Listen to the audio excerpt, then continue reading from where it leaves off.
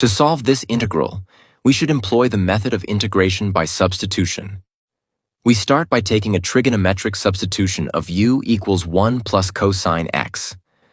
With this, we then find its derivative in order to find a substitution for dx, so that our integral can be solved with respect to u. The next stage is simplifying the integral. We can see that in the numerator we have sine 2x, which is also equal to 2 sine x cosine x, meaning that the sine x terms cancel each other out. Since we need the integral to be solely in terms of u, we can see that we can rearrange our substitution to find cosine x is also equal to u minus 1. We can now substitute this into the integral and simplify the resulting expression.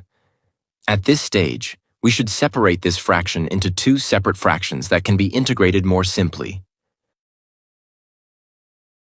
We are now at the stage where we can actually integrate the expression.